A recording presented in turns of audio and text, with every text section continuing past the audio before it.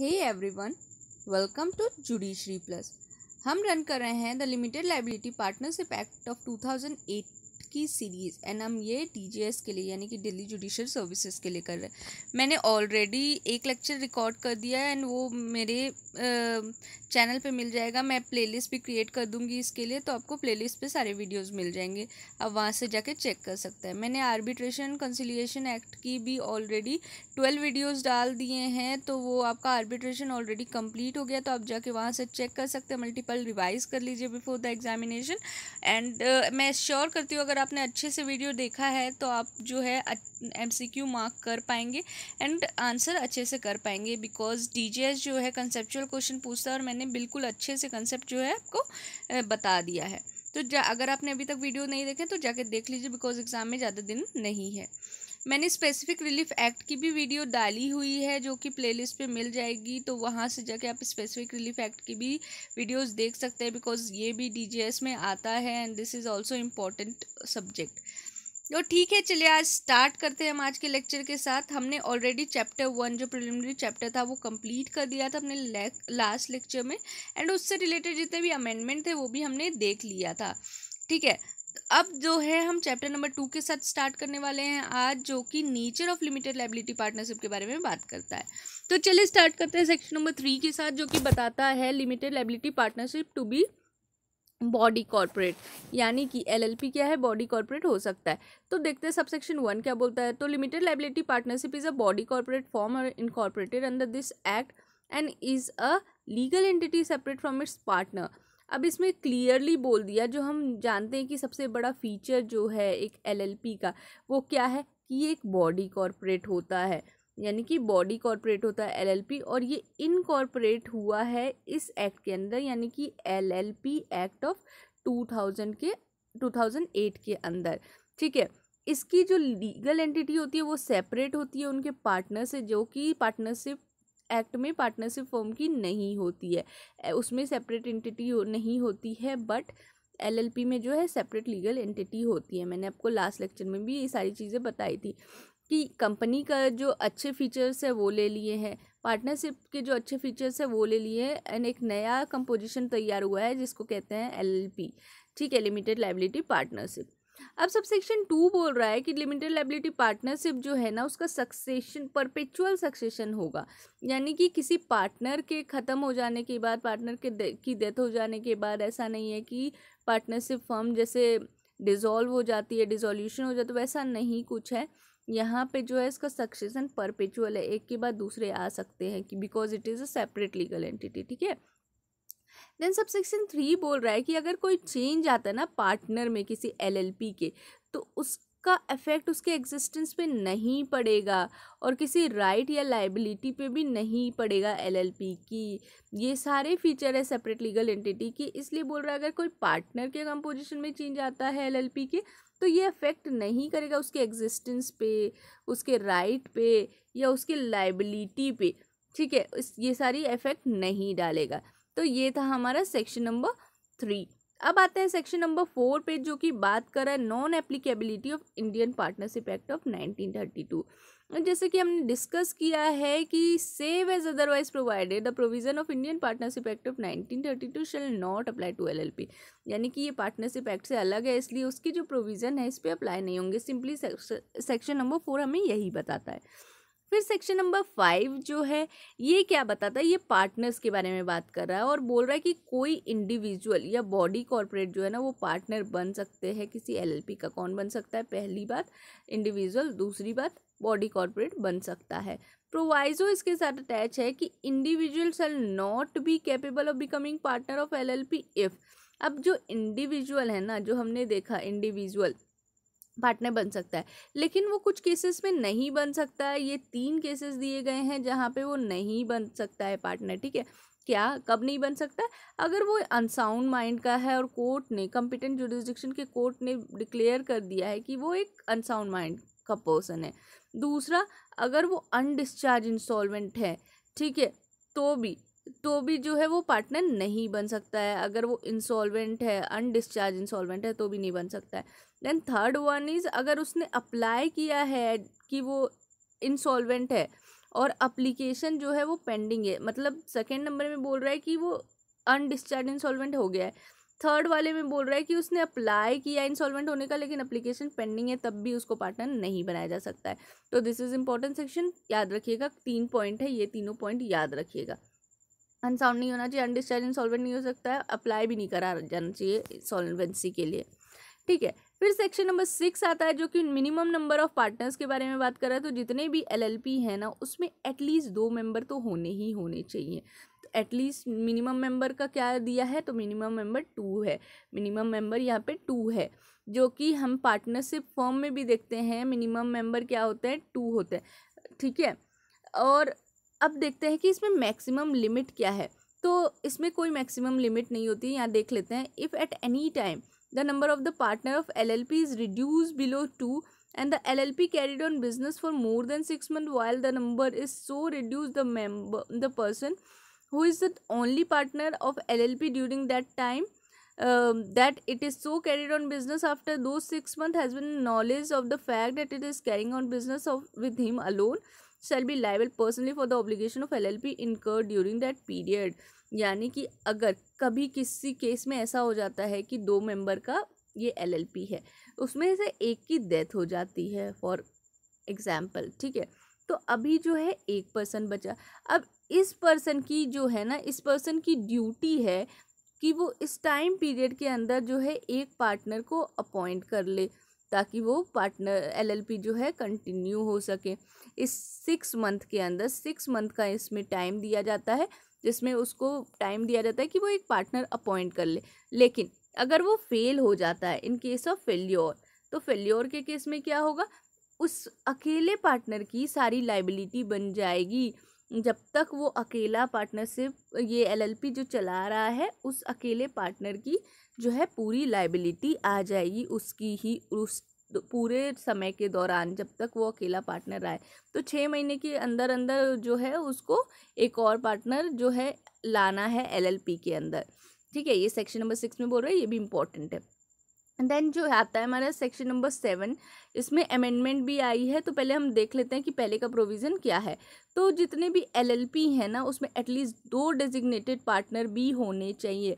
हमने देखा था मिनिमम नंबर ऑफ पार्टनर्स कितने होते हैं, 2 होते हैं, मैक्सिमम का कोई लिमिट नहीं है। लेकिन अब जो है उसमें से भी कुछ डेजिग्नेटेड पार्टनर होने चाहिए। तो उसमें एटलीस्ट 2 जो पर्सन होंगे ना वो डेजिग्नेटेड पार्टनर होंगे, ठीक है। और वो डेजिग्नेटेड पार्टनर इंडिविजुअल होंगे, ठीक है। और उसमें से एक एटलीस्ट 1 जो है वो रेसिडेंट ऑफ इंडिया होना चाहिए, ये बोल रहा है सबसेक्शन 1। इसके साथ प्रोवाइजो है, ये बोल रहा है इन case of LLP in which all the partners our body corporate. अगर सारे ही पार्टनर बॉडी कॉर्पोरेट है फिर कौन होगा डेजिग्नेटेड पार्टनर, या सारे पार्टनर नहीं है तो 1 या more partner are individual and body corporate, यानी कि मिक्स मैच है, मिक्सचर है दोनों का। तो अगर 2 इंडिविजुअल, एटलीस्ट 2 इंडिविजुअल को तो पार्टनर बनना, 2 इंडिविजुअल होना ही पड़ेगा जिसको डेजिग्नेटेड पार्टनर बनाना है, ठीक है।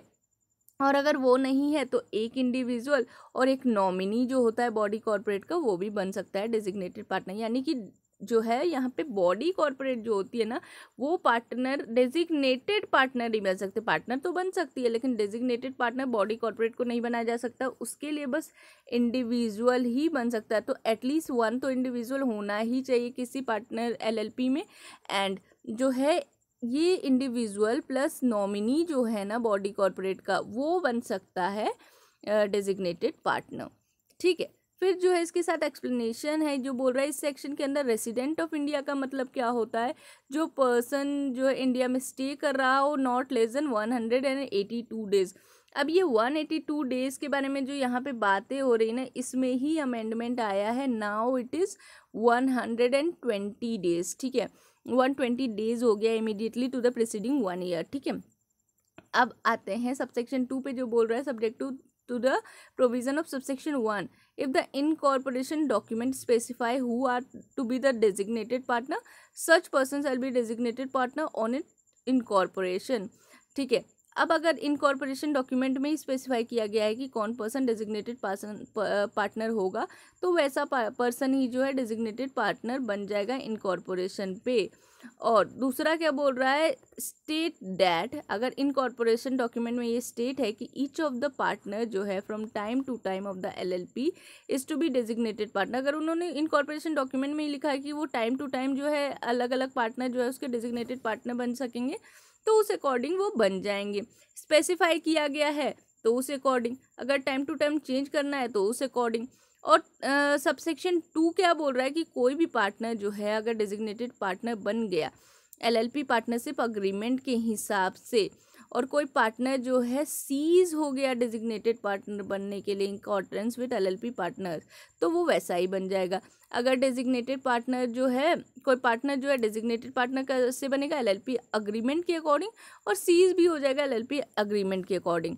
फिर सबसेक्शन 3 बोल रहा है कि कोई इंडिविजुअल जो है ना डेजिग्नेटेड पार्टनर नहीं बनेगा किसी LLP में अनलेस उसको जो है prior consent, unless he has given his prior consent to act as such to the LLP in such form as manner as may be prescribed। तो कोई इंडिविजुअल जो है वो डेजिग्नेटेड पार्टनर नहीं बनेगा किसी LLP में। कब नहीं बनेगा इंडिविजुअल डेजिग्नेटेड पार्टनर किसी LLP में? अनलेस उसको, अगर उसकी प्रायर कंसेंट ली गई है तभी बनेगा। अगर वो उसने प्रायर कंसेंट दिया एक्ट करने का as such LLP in such form as manner prescribe, अगर उसने उस मैनर में प्रायर कंसेंट दिया तभी उसको डेजिग्नेटेड पार्टनर बनाया जा सकता है, अदरवाइज नहीं। फिर सबसेक्शन 4 बोल रहा है कि जितने भी LLP होंगे ना वो फाइल करेंगे रजिस्ट्रार के साथ एवरी पर्टिकुलर, सारे पर्टिकुलर्स उस इंडिविजुअल के जिसने कंसेंट दिया है वैसे डेजिग्नेटेड पार्टनर के तौर पे एक्ट करने का, उस मैनर में जो भी प्रिस्क्राइब है। और वो टाइम पीरियड क्या है 30 डेज के अंदर अंदर, जिस दिन से उसकी अपॉइंटमेंट होगी उसके 30 दिन के अंदर अंदर जो है वो सारी इन्फॉर्मेशन किसको देगा, रजिस्ट्रार को, सारे इन्फॉर्मेशन, ठीक है।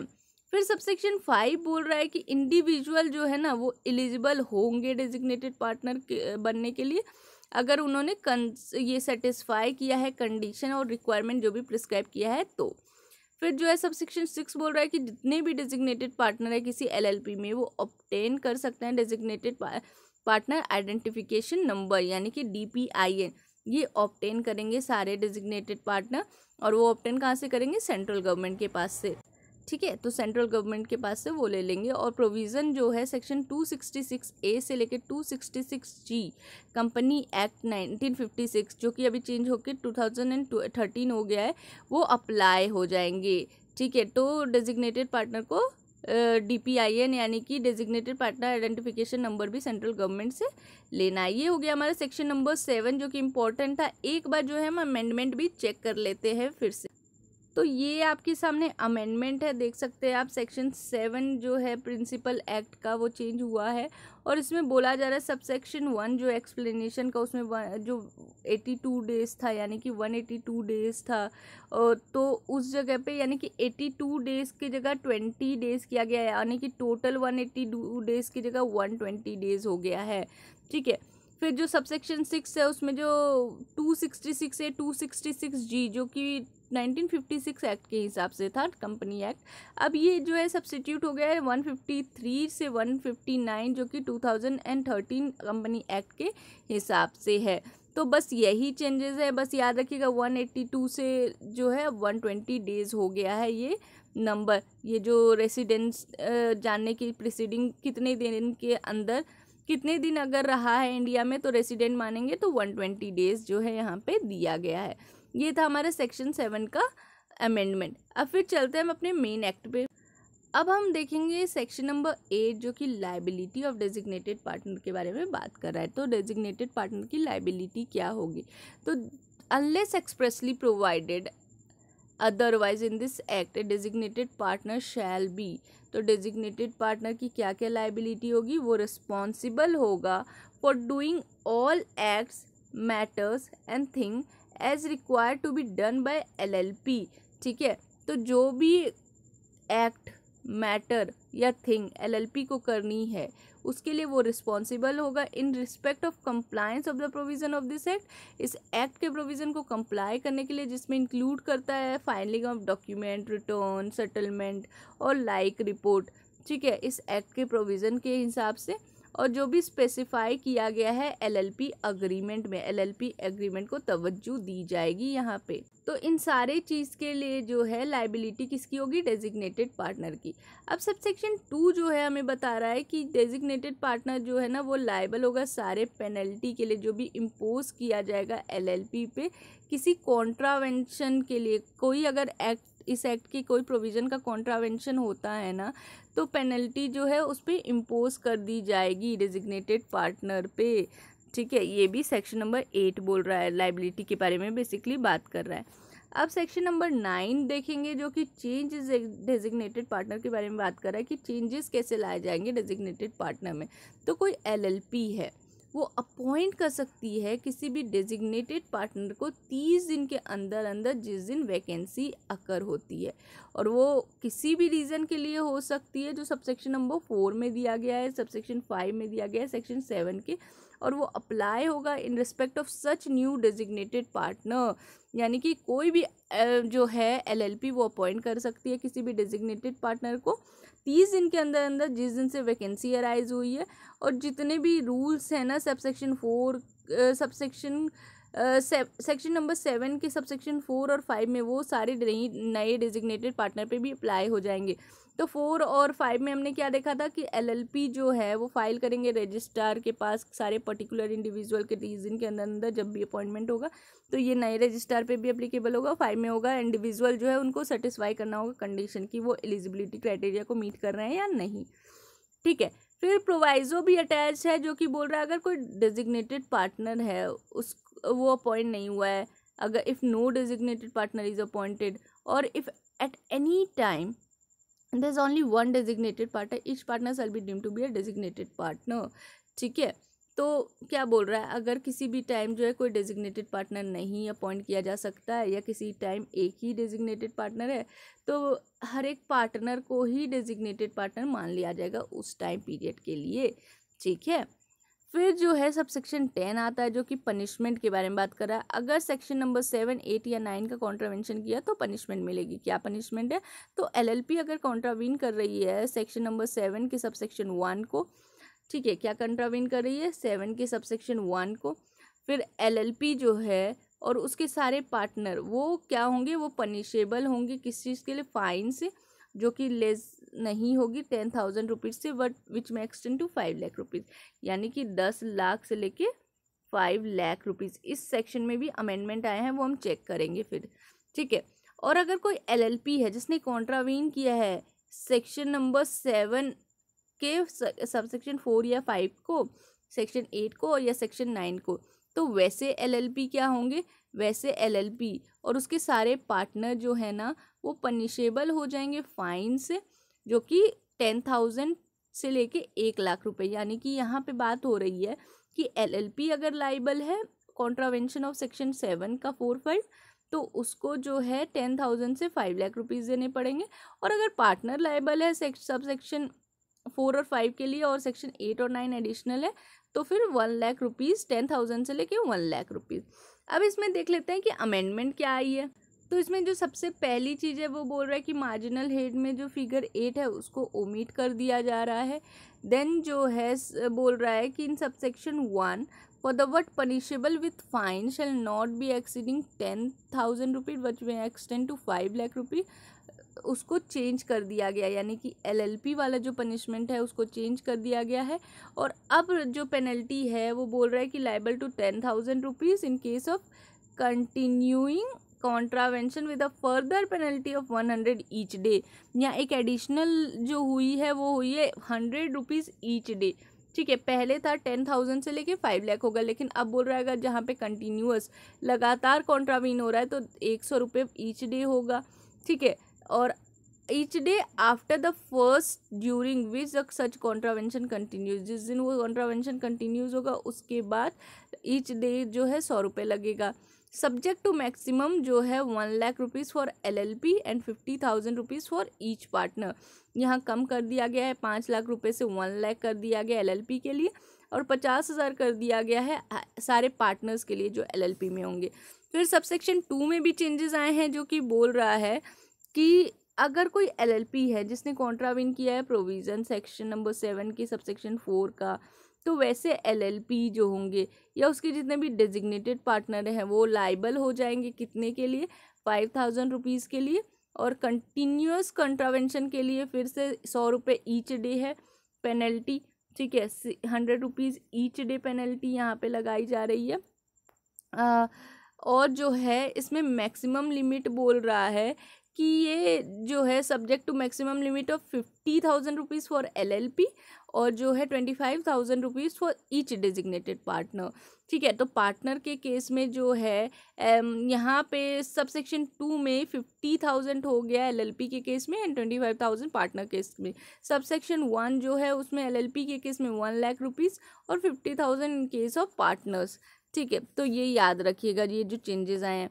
फिर सबसेक्शन 3 में क्या बोल रहा है कि अगर जो है एलएलपी कॉन्ट्रावीन करता है किसी सबसेक्शन 7 के 5 को, अब देखिए ऊपर में जो था वो 4 था, 7 का 4 था और 8 था, यहाँ है 7 का 5 और 9, तो क्या होगा, तो वैसे जगह पे क्या सारे पर्सन लाइबल हो जाएंगे पेनल्टी के लिए, 10,000 रुपये की पेनल्टी और कंटिन्यूअस ऑफेंस में 100 पर डे, और जो कि मैक्सिमम इसकी लिमिट जो दी गई है वो क्या दे रखी है, मैक्सिमम 1 लाख रुपीज़ एलएलपी के लिए और 50,000 रुपये एवरी पार्टनर के लिए। तो ये याद रखिएगा। अभी जो है थोड़े चेंजेस आ गए, थोड़ा सा कॉम्प्लिकेटेड बनाया गया है, जहाँ पे जो है पेनल्टी चेंज की गई है। सबसेक्शन 1 में जो है यहाँ पेनल्टी का मैक्सिमम लिमिट 1 लाख है एलएलपी के लिए एंड 50,000 है पार्टनर्स के लिए and each day for continuous contravention each day 100 rupees. Subsection 2 में बोल रहा है सेक्शन नंबर 7 के सबसेक्शन 4 का कॉन्ट्रावेंशन हुआ तो जो है मैक्सिमम 50,000 एलएलपी के लिए, 25,000 डेजिग्नेटेड पार्टनर के लिए और ईच कंटिन्यूअस कॉन्ट्रावेंशन के लिए 100 रुपीज़ ईच डे। और अगर सेक्शन नंबर 7 के सबसेक्शन 5 का कॉन्ट्रावेंशन हुआ या सेक्शन 9 का कॉन्ट्रावेंशन हुआ तो फिर जो है 1 lakh rupees for LLP and 50,000 for partner. ये था हमारा सेक्शन नंबर 10 का अमेंडमेंट, ठीक है।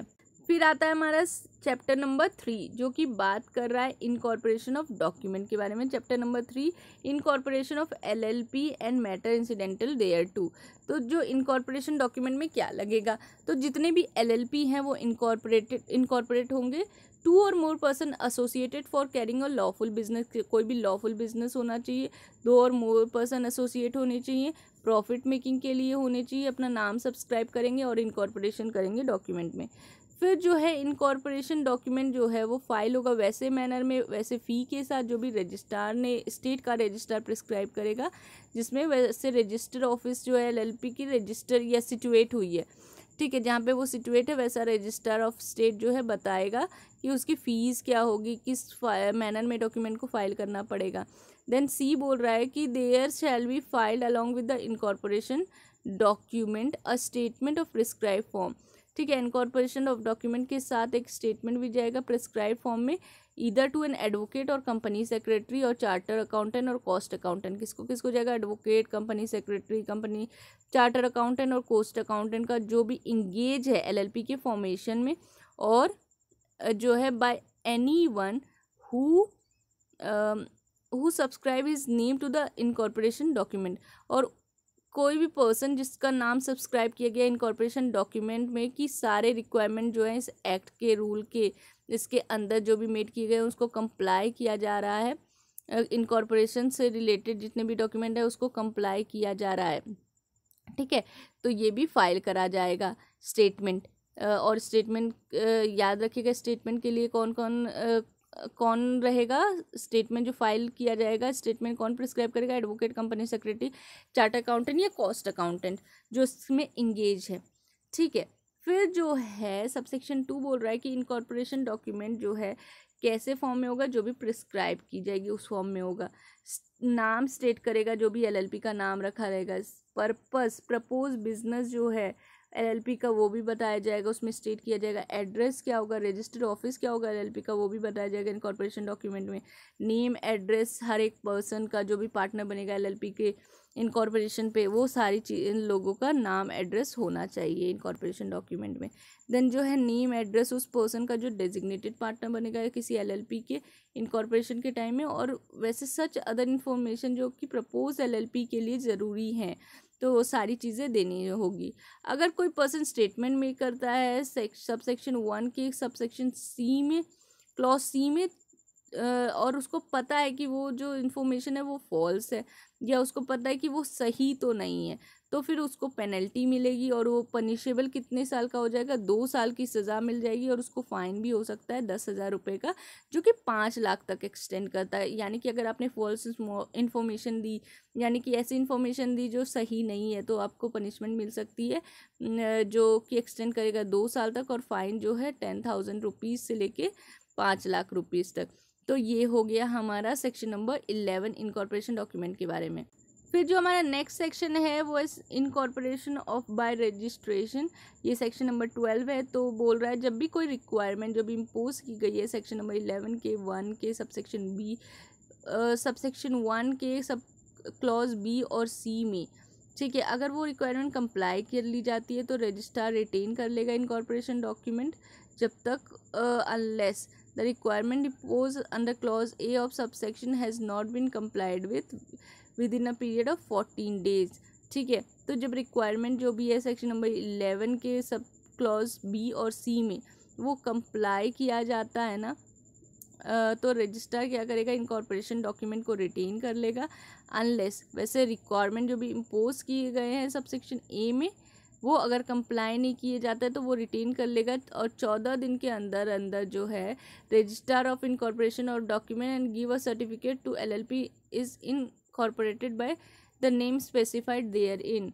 ठीक है, तो within a period of 14 days वो रजिस्टर कर देगा वैसा इनकॉर्पोरेशन डॉक्यूमेंट, और एक सर्टिफिकेट दे देगा LLP को कि उसका इनकॉर्पोरेशन हो गया है।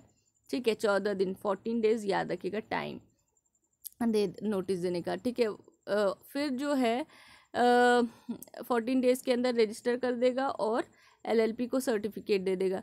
देन सबसेक्शन 2 बोल रहा है कि रजिस्टर जो है रजिस्ट्रार क्या करेगा, एक्सेप्ट कर सकता है वैसा स्टेटमेंट जो भी डिलीवर्ड किया गया है सबसेक्शन सी के अंदर, और जो वो सफिशिएंट एविडेंस होगा रिक्वायरमेंट जो भी इम्पोज किया गया उसका।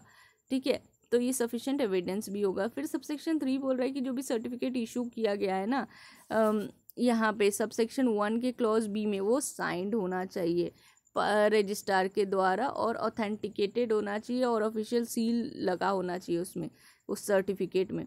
फिर जो वो सर्टिफिकेट आएगा ये कंक्लूसिव एविडेंस होगा, फिर इस पर कोई सवाल नहीं उठाया जा सकता है डैट की LLP जो है is incorporated in the specified name. एक बार जो है सील लग गया, ऑफिशियल सील, एक बार नाम रजिस्टर हो गया, तो फिर वो जो है वो कंक्लूसिव एविडेंस हो जाएगा इनकॉर्पोरेशन का। ठीक है, उस नाम से। ठीक है, फिर हमारा आता है नेक्स्ट सेक्शन, सेक्शन नंबर 13 जो बात कर रहा है register office of LLP and change therein. अब रजिस्टर ऑफिस के बारे में बात कर रहा है, उसके चेंजेस के बारे में बात कर रहा है। तो जितने भी LLP है ना उसका रजिस्टर ऑफिस होगा, और वो कम्युनिकेट कर दिया जाएगा नोटिस दे के एड्रेस अपना, and where they shall be receive. मतलब वो बेसिकली जो है जितने भी LLP हैं वो उसका रजिस्टर ऑफिस जो है एक होगा, और वो कम्युनिकेट करेगा नोटिस के थ्रू, एड्रेस करेगा कि उसने रिसीव किया है, वेयर दे शैल रिसीव और नॉट। ठीक है, तो वो कहाँ पे नोटिस रिसीव करेगा वो भी वो इन्फॉर्म करेगा उसके अंदर। फिर कोई भी डॉक्यूमेंट जो सर्व किया जाएगा LLP को या पार्टनर को या डेजिग्नेटेड पार्टनर को जो पोस्ट से सेंड किया गया है किसी सर्टिफिकेट ऑफ पोस्टिंग के अंदर या रजिस्टर पोस्ट के अंदर या किसी अदर मैनर में जो भी प्रिस्क्राइब किया गया है, तो रजिस्टर ऑफिस या अदर एड्रेस स्पेसिफिकली डिक्लेयर करेगा LLP के द्वारा for the purpose of such form and the manner prescribe. ठीक है, किस पर्पस के लिए है और मैनर क्या है, ये सारी चीज़ें बताएगा। ये सबसेक्शन 2 है। फिर सबसेक्शन 3 बोल रहा है कि कोई भी LLP जो है ना अपना प्लेस चेंज कर सकता है रजिस्टर ऑफिस का, और फाइल जहाँ पे नोटिस फाइल होगा, file the notice of such change with register in such form as manner prescribe. यानी कि वो अगर LLP चेंज करेगा प्लेस तो फिर वो नोटिस से प्रिस्क्राइब कर देगा रजिस्ट्रार को वैसे फॉर्म मैनर में जो भी प्रिस्क्राइब किया गया है, और वैसे चेंज जो है उस जिस दिन से फाइलिंग हुई उसी दिन से इफेक्ट में आ जाएगी। सबसेक्शन 4 बोल रहा है कि अगर कोई LLP है वो कंट्रावीन करती है कोई भी प्रोविज़न इस सेक्शन का, तो LLP और जितने भी पार्टनर्स होंगे ना वो पनिशेबल होंगे फाइन से, जो कि 2,000 रुपये से कम नहीं होगा, और विच में एक्सटेंड टू 25,000 रुपीज़। यानी कि 2,000 से लेके 25,000 तक जो है पेनल्टी यहाँ पे दी गई है अगर कॉन्ट्रावीन होता है इस सेक्शन के प्रोविजंस। तो लाइबिलिटी है यहाँ पे सारे पार्टनर की, ठीक है। अब जो है इसमें कुछ अमेंडमेंट है, हम वो भी देख लेते हैं एक बार। तो यहाँ पे अमेंडमेंट है कि सेक्शन नंबर 13 जो है प्रिंसिपल एक्ट का, उसका सबसेक्शन 4 जो है उसको सब्सटीट्यूट कर दिया और बोला गया अगर कोई डिफ़ॉल्ट मेड होता है कंप्लाई करने में इस सेक्शन के रिक्वायरमेंट को, तो एलएलपी और उसके पार्टनर जो है वो लायबल हो जाएंगे पेनल्टी के लिए। कितने पेनल्टी के लिए? 500 रुपये ईच डे के बारे में हो रहा है, 500 रुपीज़ ईच डे, ठीक है। तो ये चेंज हो सकता है ड्यूरिंग विच डिफ़ॉल्ट कंटिन्यू, जब तक डिफ़ॉल्ट कंटिन्यू होगा, और मैक्सिमम 50,000 रुपये एलएलपी के लिए और उसके मेंबर के लिए भी। तो यहाँ पे जो है सेम है, 50,000 रुपये मेंबर के लिए भी है और जो है एलएलपी के लिए भी है, यहाँ 50,000 रुपये। तो अगर कोई डिफ़ॉल्ट मेड होता है इस सेक्शन के रिक्वायरमेंट को कंप्लाई करने में, एलएलपी में जो भी दिए गए और जितने भी पार्टनर है वो लायबल हो जाता है पेनल्टी के लिए। तो कितने पेनल्टी के लिए? 500 रुपये पर डे ईच डे, और एलएलपी जो है एलएलपी के लिए और उसके पार्टनर्स के लिए भी, दोनों के लिए ही।